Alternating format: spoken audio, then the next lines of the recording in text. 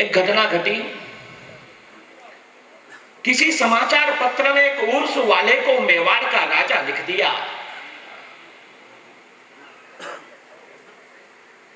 मुझे सुनने के लिए आपको वो हिम्मत चाहिए।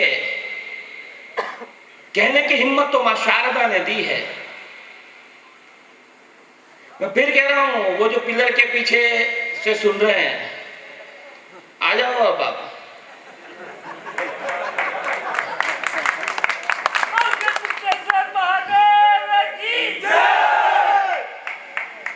मैं 2 पंक्तियां पढ़ना चाहता हूं। अभी मैं 8 दिन पहले इसी मंच पर इसी जगह कविता पढ़कर गया हूं और मैंने,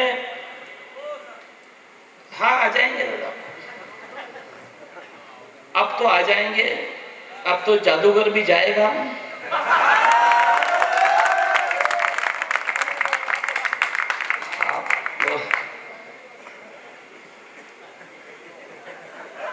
उसका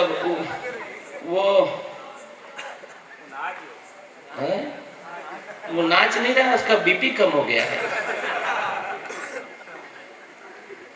स्वागत। मैं तो 29 लोगों को ढूंढ रहा हूं जिनके ऊपर मुकदमा चल रहा है।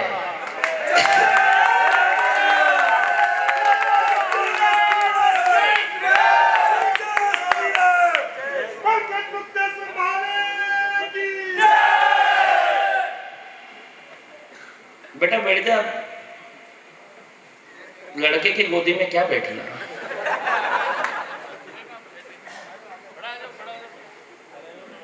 अब बहुत अच्छा कवि सम्मेलन, और रायपुर में हमेशा ही बहुत अच्छा कवि सम्मेलन होता है। भैया हम अब खून की बात करने वाले हैं, या पानी पिलाना बंद कर दीजिए। सभी ने बहुत अच्छा पढ़ा। ये जो माँ विद्या का ये मंदिर है और ये विद्यालय महाराणा के नाम पर है। ये माँ मीरा का मेवाड़ है, ये 4 भुजा नाथ का मेवाड़ है। और मैं 6ठी 7वीं बार रायपुर में हूं। मैंने आज तक कभी ऐसा नहीं देखा कि रायपुर का कवि सम्मेलन जमा नहीं हो, हमेशा अच्छा जमता है। हम एक बार जरा दोनों हाथ अपने ऊपर उठाइए यार। ये 1 मिनट तक आपकी बजती हुई तालियां आदेशित करे कि हाँ, काव्य का उत्सव अपने शिखर की ओर है। वाह, क्या अद्भुत श्रोता है।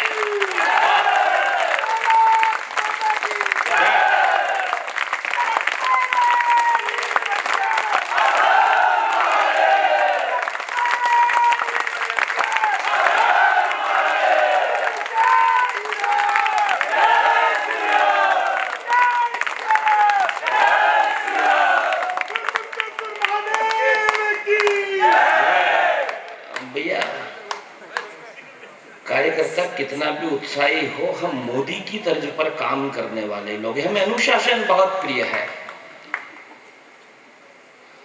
कोई सुल्तान, शाह, भगवान, दीवान, ख्वाजा हो नहीं सकता है। 2 पंक्तियां मेवाड़ की इस माटी को समर्पित करता हूं। कहीं बप्पा रावल ने जब मेवाड़ की संस्थापना की और जो संकल्प लिया,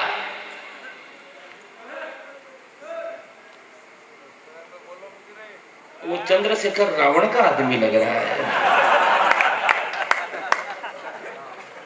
वो तो बाइया दिख रही है, वो मायावती है।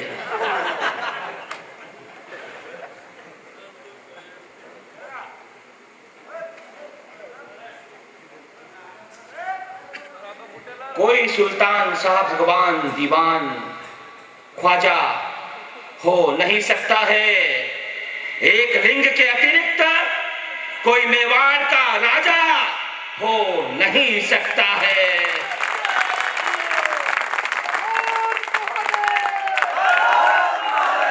हमें सही वक्त पर क्रोध नहीं आता है।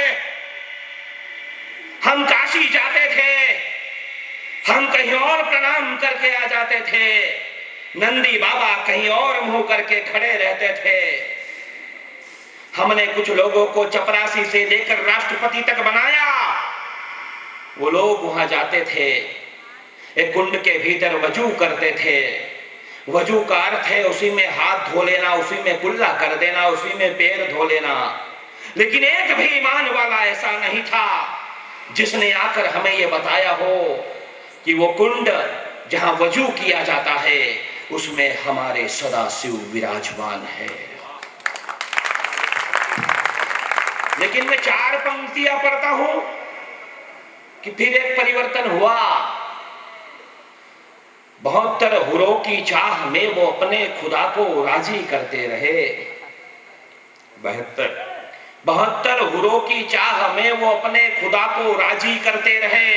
हाथ धोना, कुल्ला करना, काम हाजी काजी करते रहे, पढ़ाते रहे हमें गंगा जमुनी तहजीब, शिवलिंग पर वजू नमाजी करते रहे। अब गवाही देने मक्का मदीना न काबा आएगा। नंदी को भरोसा था एक दिन बाबा आएगा।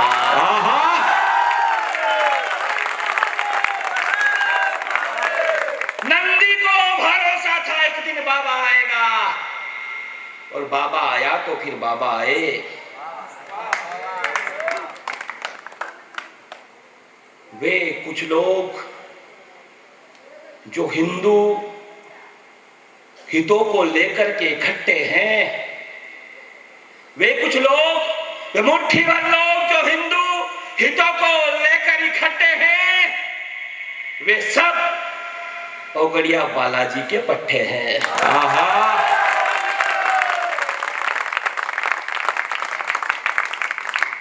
गढ़बोर में बैठा है 4 भुजानाथ, उसके अनूठे ठाठ है। गढ़बोर में बैठा 4 भुजानाथ, उसके अनूठे ठाठ है। उसकी संख्या रायपुर में 8 है। मैं आपका मन पढ़ना चाहता हूं कि गढ़बोर में बैठा 4 भुजानाथ, उसके गजब के ठाठ हैं। रायपुर में उनके मंदिरों की संख्या 8 है। राम द्वारा नरसिंह द्वारे से यह कहता है, राम द्वारा नरसिंह द्वारे से यह कहता है, जैन स्थानक यहां किसी मठ के निकट रहता है। जैन स्थानक यहां किसी मठ के निकट रहता है। कहा है फिर कि बनी है पंचायत तो फिर पंच परमेश्वर होना चाहिए। रायपुर का राजा गढ़मुक्तेश्वर होना चाहिए।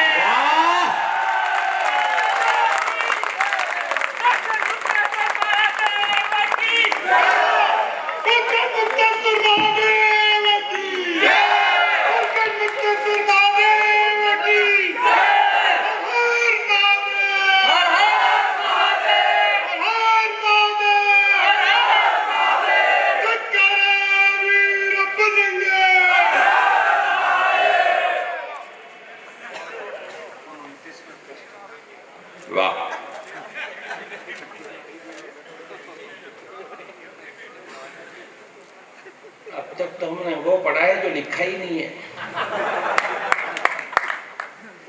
ये तो हमें बताया यहाँ पर कि ऐसा ऐसा हुआ है।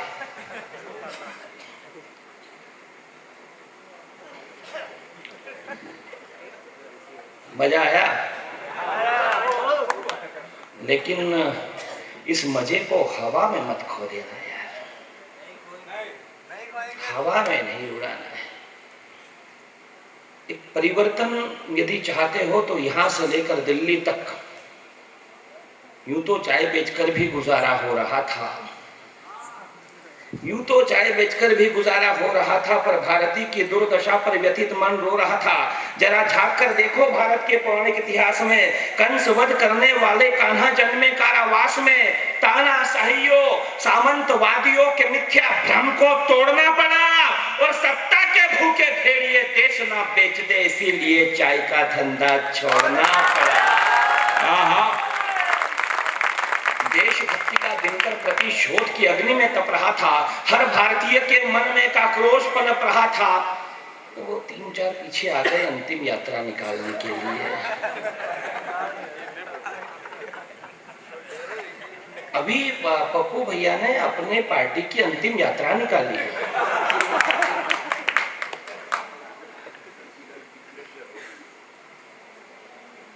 देशभक्ति का दिनकर प्रतिशोध की अग्नि में तप रहा था।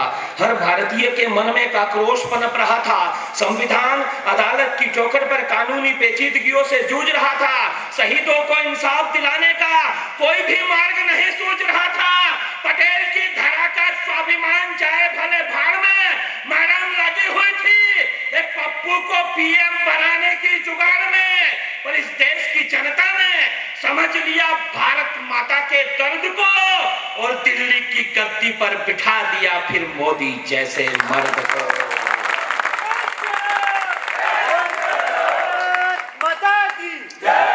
और मेरे साहब अद्भुत हो रहा है मुकेश भाई, कमाल। 2014 के पहले यदि चंद्रयान 3 चंद्रमा पर उतर जाता तो वहां का नाम नेहरू केंद्र रख दिया जाता।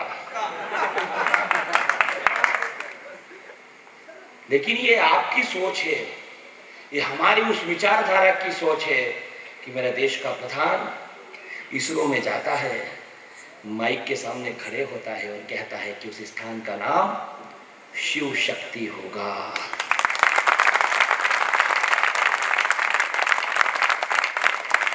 चौदह से पहले हम दुनिया के लोगों को बुलाते थे और कब्रों पर जाकर नाक रगड़वाते थे, लेकिन एक परिवर्तन हमने देखा। G20 समिट हुई, भारत मंडपम सजाया गया, मेरे देश के प्रधान ने दुनिया के शक्तिशाली कहलाने वाले लोगों का स्वागत किया, हाथ उठाना अपने, और ये बताया कि ये जो पीछे बैकग्राउंड में जो चित्र लगा हुआ है ये कोणार्क के सूर्य मंदिर के रथ का पहिया है।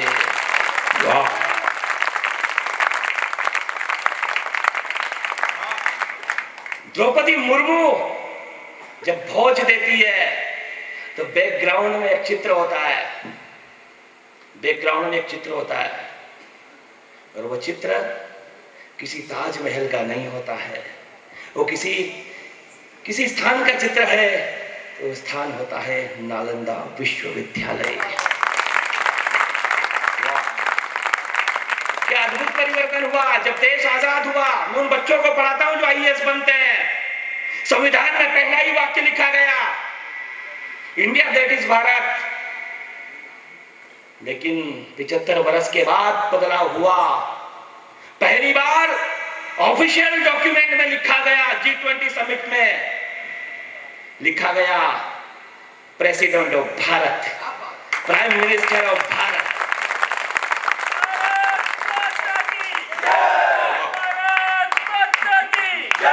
वो पाकिस्तान से जिंदा अभिनंदन लेकर आया है, वो पाकिस्तान से जिंदा अभिनंदन लेकर आया है, मातृभूमि पर चढ़ाने भाव का चंदन लेकर आया है, वो पाकिस्तान से जिंदा अभिनंदन लेकर आया है। हंसी ठिठोली में कह दिया तुमने उसे चाय वाला, देखो वही चाय वाला नारी शक्ति वंदन लेकर आया है। वाह, वही चाय वाला नारी शक्ति वंदन लेकर आया है। और मुझे खुशी इस बात से होती है कि ये मेरी बहनें बैठी हुई और वो दीदी जिस तरह से तालियां बजा रही है यार, ये देशभक्ति मात्र शक्तियों की बदौलत ही है। आइए मैं कुछ वो पढ़ देता हूं जिसके लिए मैं जाना जाता हूं।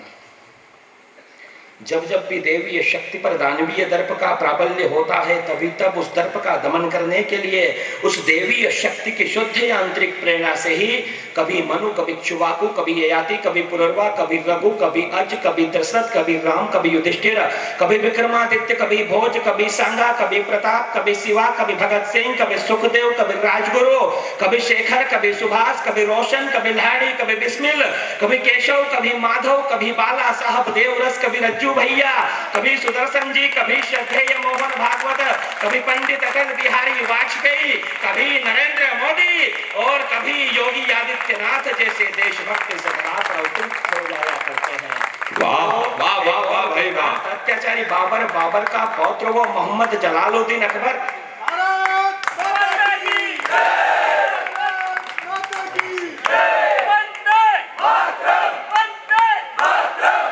एक और दुर्दांत अत्याचारी बाबर, बाबर का पौत्र वो मोहम्मद जलालुद्दीन अकबर। दूजी और हिंदुआ सूरज बप्पा रावल का वंशधर वो महाराणा प्रताप। कुरुक्षेत्र की रणभूमि में जो पांचजन्य गुंजित हो जाता था, कुरुक्षेत्र की रणभूमि में जो पांचजन्य गुंजित हो जाता था, वैसी ही ध्वनि होती थी जब हल्दी घाटी में चेतक हिनाता था। नील वर्णी अश्व की हट कायरता के कलंक धो जाती थी। जय मेवाड़ कहते ही राणा के भाले में भवानी प्रकट हो जाती थी। वाह, जय मेवाड़ कहते ही राणा के भाले में भवानी प्रकट हो जाती थी। और मित्रों, क्या था महाराणा के पास, क्या था? आज हमने राणा पूजा की जन्म जयंती के उत्सव किए। मुट्ठी भर भील है उसके साथ में, लेकिन क्या है उसके पास? शैलपुत्री की शक्ति वो हिमालय से आड़ा रहा।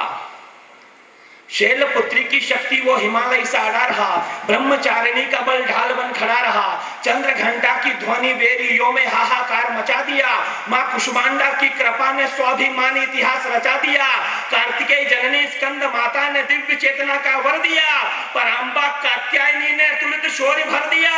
खड़गधारी शुभंकरी काल रात्रि मार्गदर्शक बनी। महामाया महागौरी पथ प्रदर्शक बनी। अनिमा गरिमा महिमा लघिमा प्राप्ति प्रकाम्य ईशित्व वशित्व सिद्धदात्री की सिद्धि या संग में विपत्तियों से मुंह मोड़ा नहीं था। महाराणा का दिग्विजय योद्धा वो चेतक कोई साधारण घोड़ा नहीं था। वाह,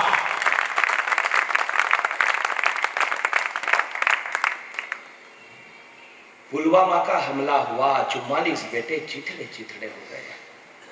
5 फुट 8 इंच की हाइट थी उसकी। बुल्डाना का संजय राजपूत, जब उसकी मां ने तिलक लगाकर उसे सरहद पर भेजा, 5 फुट 8 इंच की हाइट थी। एक कटोरे में सिमट कर आ गया। मुट्ठी भर मांस का लोथड़ा उसके घर आया। उसकी वर्दी पर लिखे आर्मी कोड से उसे पहचाना गया कि ये संजय राजपूत थे।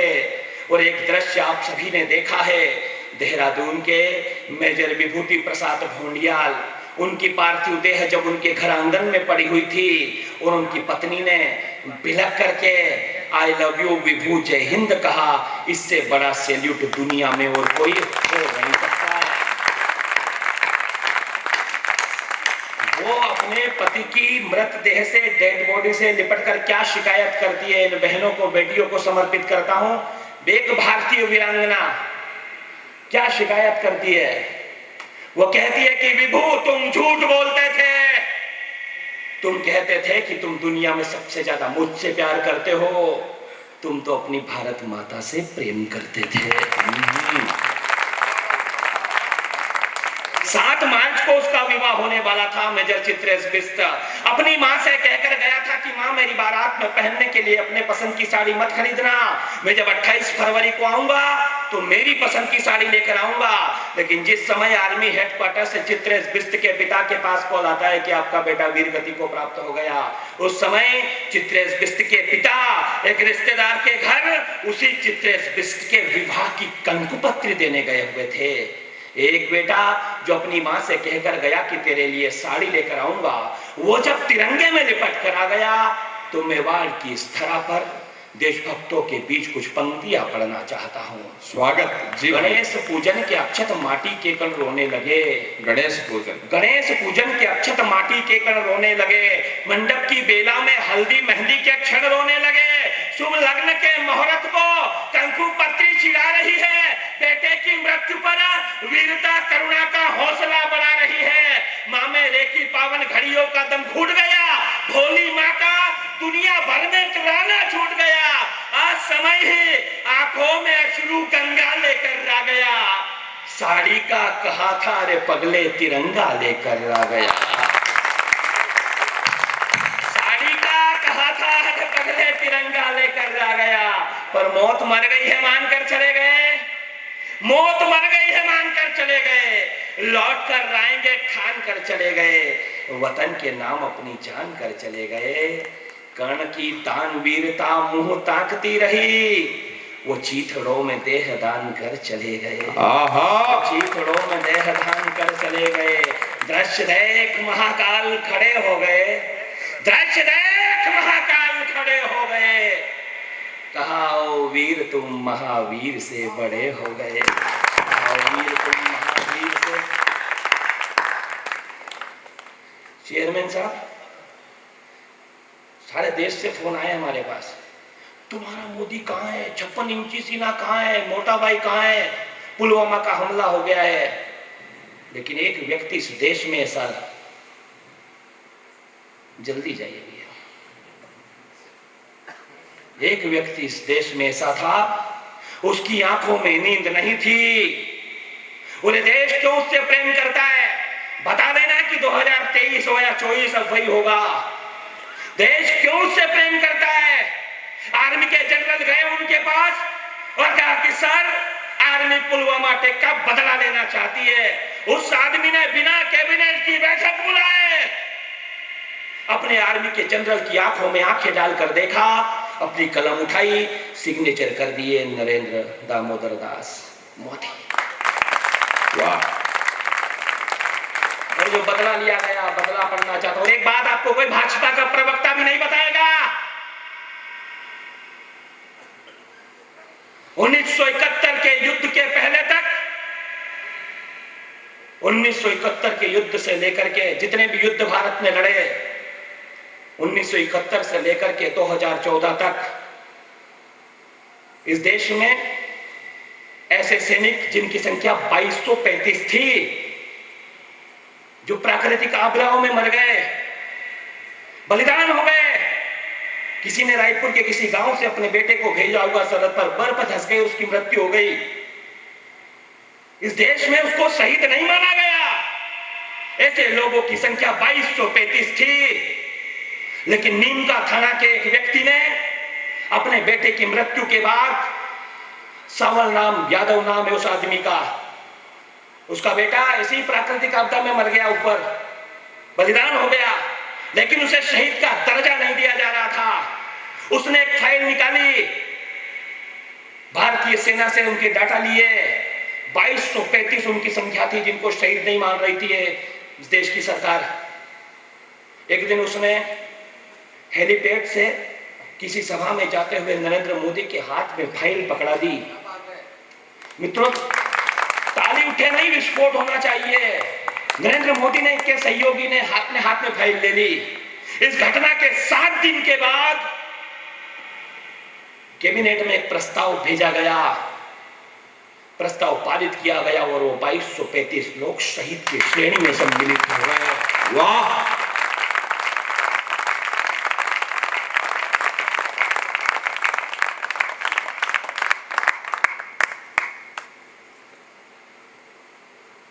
लोग कहते हैं कि तुम मोदी के बारे में बोलते हो, तुम पप्पू भैया के लिए क्यों नहीं कह सकते हो? हमने कहा कि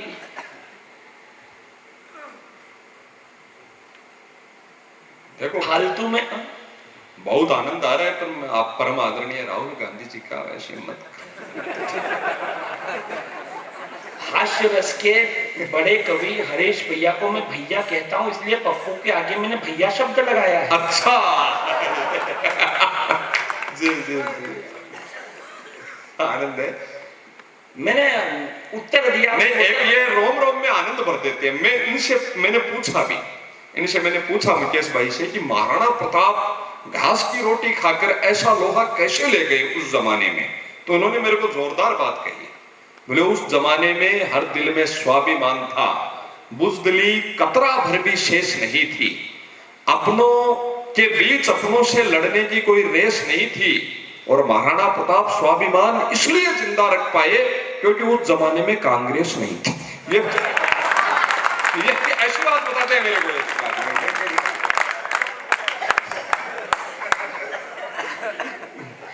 लेकिन मैंने जो उत्तर दिया कुछ अलग था। मैं वो बताना चाहता हूँ। मैंने कहा कि मायावी मारीच धनुष तोड़ा नहीं करते जी, मायावी मारीच धनुष तोड़ा नहीं करते, अश्वमेध यज्ञ में गधा छोड़ा नहीं करते।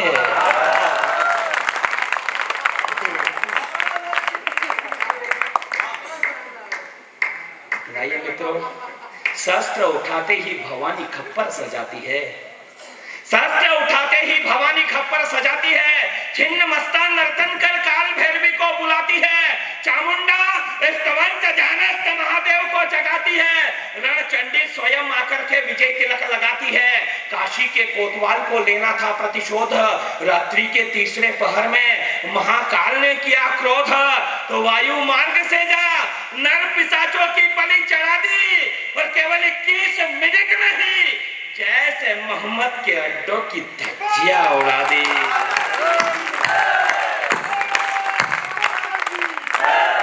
लेकिन जब से योगी जी यूपी के मुख्यमंत्री बने हैं तब से नसरुद्दीन शाह को डर लगने लगा, आमिर खान की बीवी को डर लगता है, उस हकले को डर लगता है। लेकिन जिन्हें डर लगता है मैं उपाय बताना चाहता हूं, और रोगड़िया बालाजी के भक्तों के बीच बताना चाहता हूं। यदि हाजी अली के दर पर जाने के बाद भी डर लगता है, हत्या कन्हैया कुमार की होती है, डर उन लोगों को लगता है जिन्हें पद्मश्री और पद्म विभूषण मिले हुए हैं। तो पंक्तियां पढ़ना चाहता हूं। स्वागत। यदि हाजी अली के दर पर जाने के बाद भी डर लगता है, गर चिश्ती की दरगाह पर शीश झुकाने के बाद भी डर लगता है, गर आधी रात को अदालत की सीढ़ियां चढ़ने के बाद भी डर लगता है, गर 5 वक्त नमाज पढ़ने के बाद भी डर लगता है, उन भिखारियों को इतनी शोहरत दिला दी फिर भी डर लगता है, अरे कुत्तों की तरह भौंकने की आजादी फिर भी डर लगता है, तो मानवता के हक में एक इतिहास करना चाहिए, और ऐसे लोगों को अब हनुमान चालीसा पढ़ना चाहिए। वाह,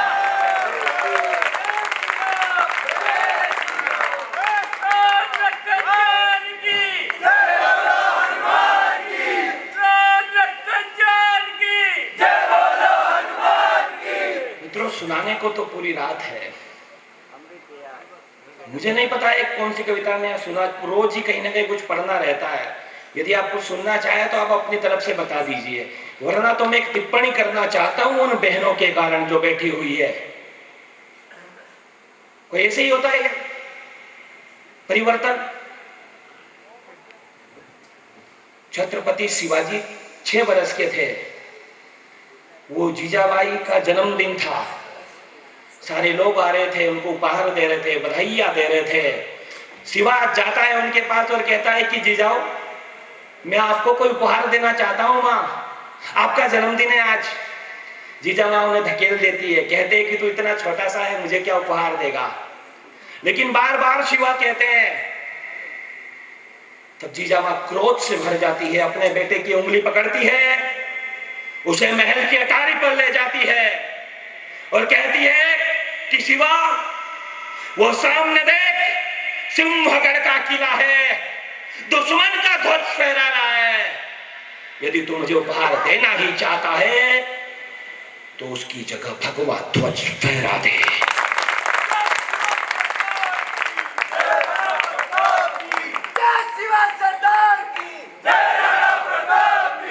स्नेह औरंगजेब दुराचारी कंस हो रहा था, मूर्तियां टूट रही थी, मंदिरों का विध्वंस हो रहा था, हिंदू अपने शिखा सूत्र के परित्याग करने को बाध्य थे, देवालयों में स्तुतियों से विहीन हमारे आराध्य थे, आर्य कुमारियों की सिसकियों से गूंजते बादशाहों के हरम थे, शिशु लड़नाओं को भी नहीं बख्शा, वह जालिम इतने बेशरम थे।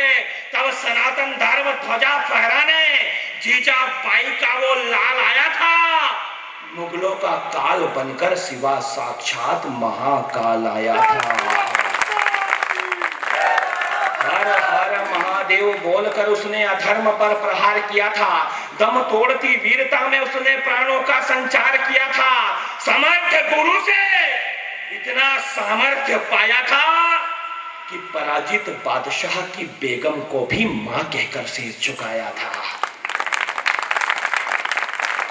क्या अद्भुत लोग है ये थोड़ी तालियां जो आपकी कम हुई है ना, मुझे पता है तालियां कैसे बजवाई जाती है, लेकिन बहुत कम समय है, हरीश भैया की ट्रेन है और मैं केवल 2-3 मिनट और आपसे कुछ सुनाना चाहता हूं। एक अजय योद्धा इस पूरी धरा का, अनाहद नाद वो शौर्य की महापरंपरा का, वो दक्षिण से उत्तर की ओर बढ़ता ही गया, वह मुगलों की छाती पर चढ़ता ही गया, मथुरा बनारस सोमनाथ की हर लिपीड़ा। एक व्यक्ति ऐसा हुआ इस देश में जिसने अपने जीवन में 40 लड़ाई लड़ी, एक भी नहीं हारा, लेकिन वो संजय लीला भंसाली ने पिक्चर बनाई बाजीराव मस्तानी, उसमें ये बताया गया कि वो एक नचनिया के चक्कर में पागल हो गया और विक्षिप्त अवस्था में मध्य प्रदेश के खरगोन जिले के रावेर खेड़ी में नर्मदा के तट पर उसकी मृत्यु हो गई। लेकिन हुआ क्या था मैं वो बताना चाहता हूं। पेशवा बाजीराव प्रथम मेवाड़ आए, मेवाड़ के तात्कालिक महाराणा से उनकी भेंट हुई, गर्व करना अपने अतीत पर। वो गए, महाराणा ने उनके समक्ष आसन दिया, पेशवा गए, अपनी खड़क को साइड में रखा, आसन को प्रणाम किया और नीचे जमीन पर जाकर बैठ गए। और यह सूचना जब जयपुर के राजा तक पहुंची, उसने भी पेशवा को आमंत्रित किया, अपने बराबर का आसन लगाया, पेशवा उछल करके उस आसन पर बैठ गए। जयपुर के राजा को क्रोध आया, उसने कहा कि यह क्या है, तुमने मेरा तिरस्कार कर दिया। पेशवा के हाथ उसकी खड़क पर गया और कहा कि सुनो, वो मेवाड़ है जिसके महाराणा ने मुगलों के सामने झुकना पसंद नहीं किया, और तुम जयपुर वालों अकबर के सामने घुटने टेके रहते थे।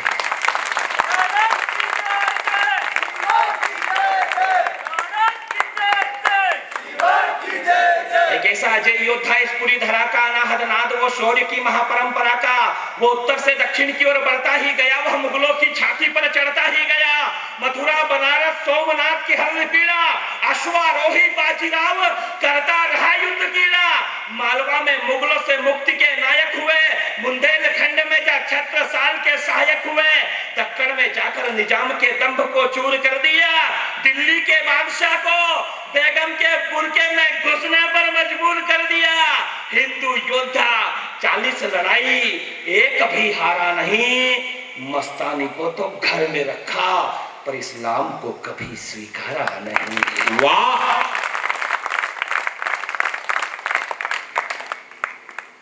एक और शोले फिल्म का डायलॉग, जो 50-50 कोस दूर कोई बच्चा रोता है। भारतीय इतिहास की एक सच्ची घटना है, जब भारत माता का एक लाडला बेटा अपने अश्व पर, अपने घोड़े पर सवार होकर के अफगानिस्तान की ओर जाता था, तो पठानों की बीवियां ये डायलॉग बोल करके अपने बच्चों को छुपा दिया करती थी। और मैं यहाँ बोल रहा हूँ रायपुर में, जो हमारे लोग भी बड़े पठानी सूट पहन कर घूमते हैं त्योहारों पर, वो सूट कहाँ से आया, वो पठानी सलवार कहाँ से आई? वो शूरवीर योद्धा ने पठानों को पराजित करके, पठानों की बीवियों ने जब रहम की भीख मांगी तो उनकी पत्नियों की सलवार उतार करके उन पठानों को पहनाई थी।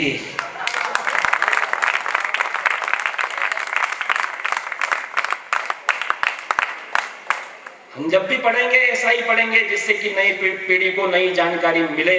वाह! सिंघनी की कोख से जन्मा वो सिंह था, सिंघनी की कोख से जन्मा वो सिंह था, सिंह क्या कहूँ वो स्वयं नरसिंह था, गुर्राते भेड़िए वो दहाड़ दिया करता, मुगलों के मीलों के पत्थरों को उखाड़ दिया करता, नई सुबह के साथ रोज ही तुर्कों के किलों को ध्वस्त करता, आर्यावर्त में भगवा लहराएंगे, महाराजा रंजीत सिंह को आश्वस्त करता, रोती बिलखती भारती के लिए आशा का प्रभात हो जाता, उसकी हुंकारों से वैरियों की बीवियों का गर्भपात हो जाता, और कश्मीर में लहराया भगवा, ऐसे ऐसा उसका जन्म था। भारत माता के सिख बेटे का नाम हरि सिंह नलवा। वाह वाह वाह भाई, क्या अद्भुत बात कही है। हरि सिंह नलवा, ये रंग बसंती, ये रंग हरा, हरि सिंह नलवा से। भाई मित्रों, मैं एक कविता पढ़ देता हूं। मैंने आदि कवि की रचना में अटूट विश्वास देखा। मैं ये चाहता हूँ, एक एक करके जा रहे हैं उठ करके। मैं जानता हूँ अभी 8 दिन पहले ही हो सकता है कि आप, मुझे ध्यान नहीं है कौन सी सुनी है कौन सी नहीं सुनाई है, लेकिन यदि आपको ठीक लग रहा हो तो मुझे एक बार ताली बजाकर बताएं।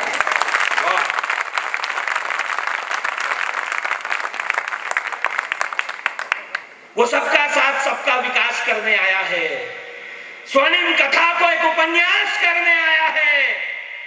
हंसी ठिठोली में कह दिया तुमने उसे चाय वाला, देखो वही चाय वाला शिलान्यास करने आया है।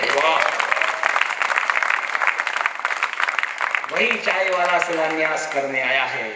मेरे सामने वो लोग बैठे हैं, हम नमस्ते सदा वत्सले मातृभूमि वाले लोग, हम तुदियाय कार्याय बद्धा कटियम कहने वाले लोग, हम प्रभो शक्तिमन हिंदू राष्ट्रांग भूता गाने वाले लोग, हम सेवा सुरक्षा और संस्कार वाले लोग, हम धर्मो रक्षति रक्षित वाले लोग।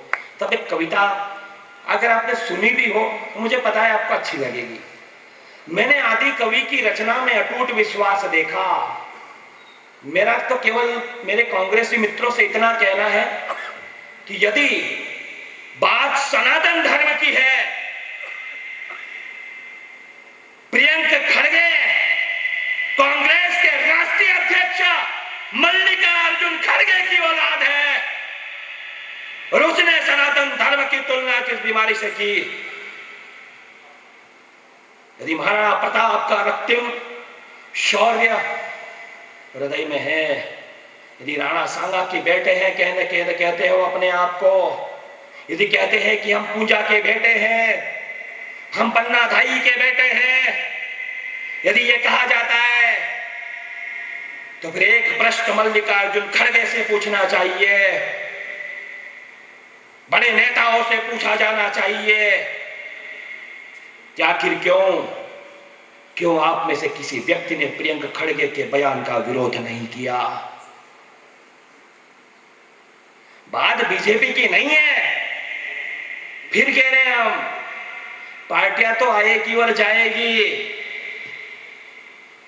ये कांग्रेस कुछ भी नहीं है, इससे खतरनाक थे मुगल, लेकिन निस्तो नाबूद किया ना हम लोगों ने लड़ करके। 492 बरस का युद्ध लड़ा हमने। पंक्तियां पढ़ना चाहता हूं।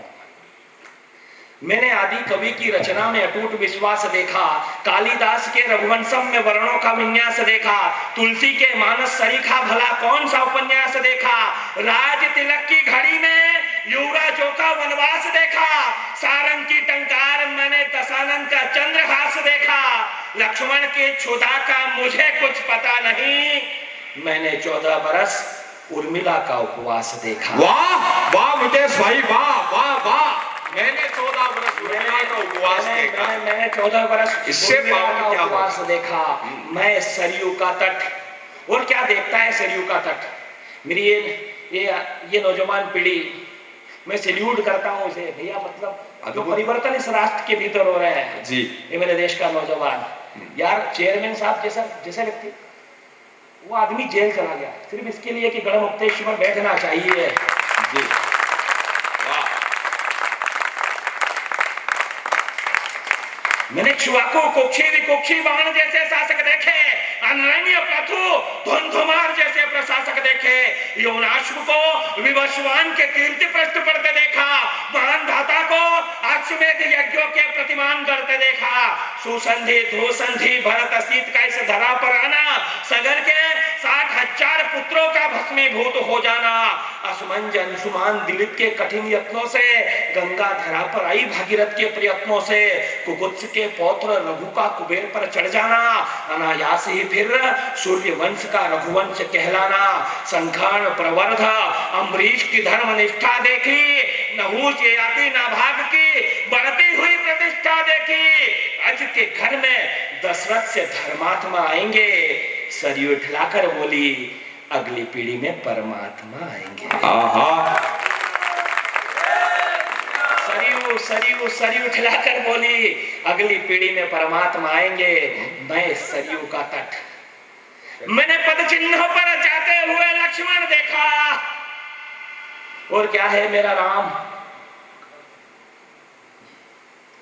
मैंने लक्ष्मण देखा, मैंने पद चिन्हों पर जाते हुए लक्ष्मण देखा।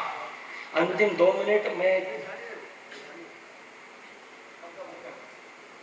पंखा यार क्या अद्भुत है मेरा राम, और क्या अद्भुत है मेरी माँ कौशल्या, माँ सुमित्रा।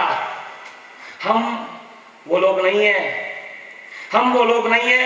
कि औरंगजेब खुद बादशाह बनने के लिए अपने बड़े भाई दारा शिकोह का माथा काट करके अपने बाप के पास भिजवा देता है, अपने छोटे भाई मुराद बख्श की हत्या कर देता है और कहता है कि मुगल सल्तनत का बादशाह तो मैं ही बनूंगा।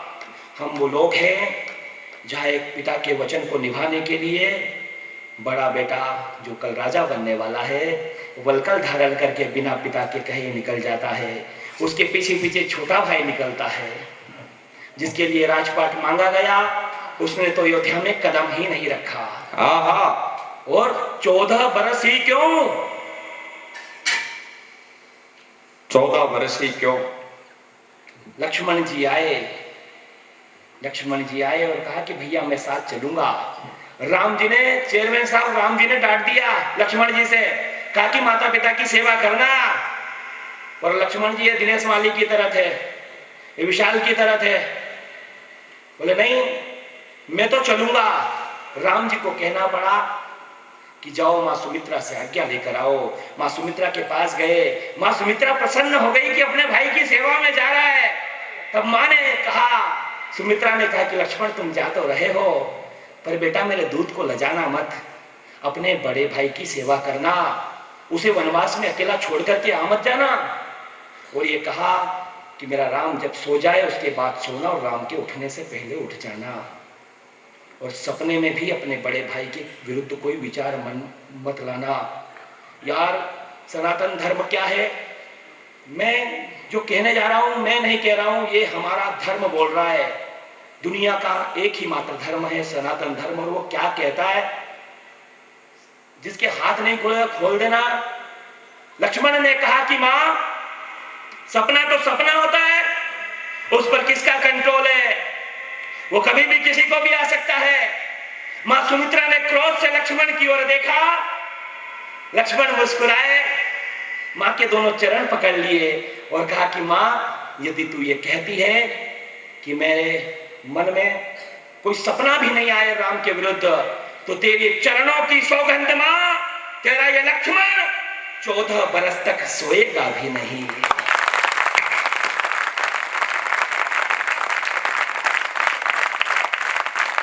उठाना यार हाथ अपने, मैं पंक्तियां पढ़ना चाहता हूं। कर देना उत्सव, कर देना महोत्सव। मैं तो मेवाड़ में हूं, देशभक्तों के बीच में हूं, लेकिन कल को हमें कर्नाटक भी जाना है कविताएं पढ़ने। जाटिपू सुल्तान लगा दिया, मुगल एम्पायर लिख करके पूरे भारत को हरा कर दिया है, और मैं केसरिया भारत के केंद्र बिंदु में खड़े होकर बोल रहा हूं। तो मैं 4 पंक्तियां पढ़ता हूं, आशीर्वाद दे दीजिएगा। मैंने पद चिन्हों पर जाते हुए लक्ष्मण देखा, मैंने पद चिन्हों पर जाते हुए लक्ष्मण देखा, भाई के विरह में व्यथित व्यग्र शत्रुघ्न देखा, लौट कर रवद आया ही नहीं, भरत सा मन देखा, तुम्हारे इकंदर सिकंदर सब 2 कोड़ी के।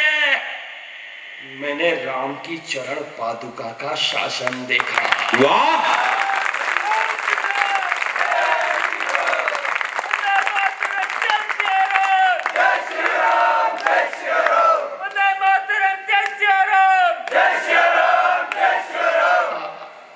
मेरे बाद हरीश भी अब पढ़ेंगे, तो मैं चाहता हूं कि अब बैठे बैठे जरा अपने दोनों हाथ ऊपर उठाना, जरा उत्सव तो होगा साहब। गड़गड़ाती हुई आपकी तालियां,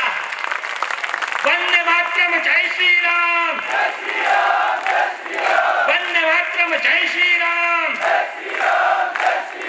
वंदे मातरम, जय श्री राम, वंदे मातरम, जय श्री राम, गणमुक्तेश्वर जय श्री राम, गणमुक्तेश्वर जय श्री राम, गणमुक्तेश्वर जय श्री राम। तो आपकी गड़गड़ाती हुई तालियां उस सोए हुए महादेव को जागृत कर दे, और जितनी भी आप तक कप रहे, जय श्री राम, जय श्री राम।